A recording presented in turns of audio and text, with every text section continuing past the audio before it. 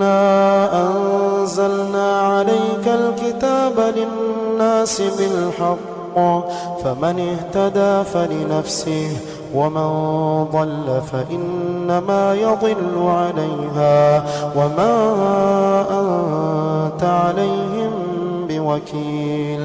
الله يتوفى الأنفس حين موتها والتي لم تمت في منامها فيمسك التي قضى عليها الموت ويرسل الأخرى إلى أجل مسمى إن في ذلك لآيات لقوم يتفكرون. أم اتخذوا من دون الله شفعاء قل أولو كانوا لا يملكون شيئا ولا يعقلون قل لله الشفاعة جميعا له ملك السماوات والأرض ثم إليه ترجعون. وإذا ذكر الله وحده اشمأزت قلوب الذين لا يؤمنون بالآخرة وإذا ذكر الذين من دونه إذا هم يستبشرون. قل اللهم فاطر السماوات والأرض عالم الغيب والشهادة أنت تحكم بين عبادك فيما كانوا فيه يختلفون.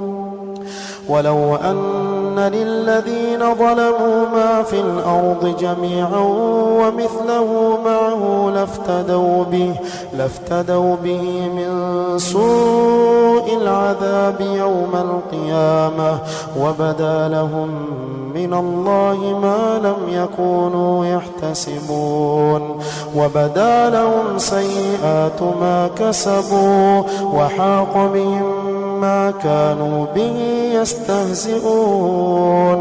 فإذا مس الإنسان ضر دعانا ثم إذا خولناه نعمة منا قال إنما أوتيته على علم بل هي فتنة ولكن أكثرهم لا يعلمون.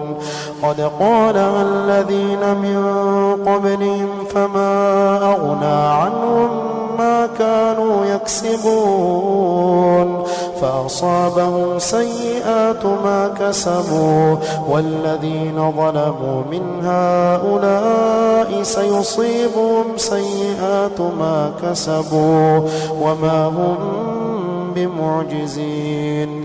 أولم يعلموا أن الله يبسط الرزق لمن يشاء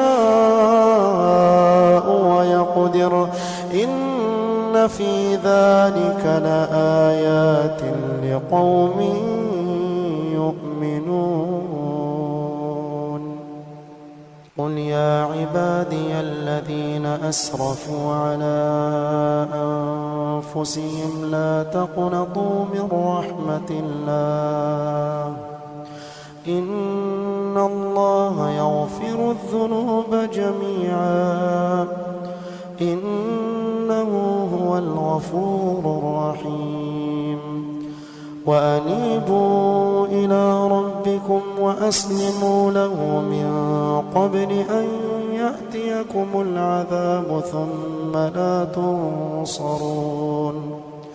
واتبعوا أحسن ما أنزل إليكم من ربكم من قبل أن يأتيكم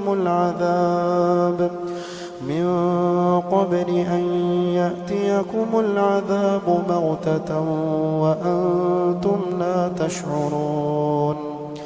أن تقول نفس يا حسرة على ما فرطت في جنب الله وإن كنت لمن الساخرين. أو تقول لو أن الله هداني لكنت من المتقين. أو تقول حين ترى العذاب لو أن لي كرة فأكون من المحسنين. بلى قد جاءتك آياتي فكذبت بها واستكبرت وكنت من الكافرين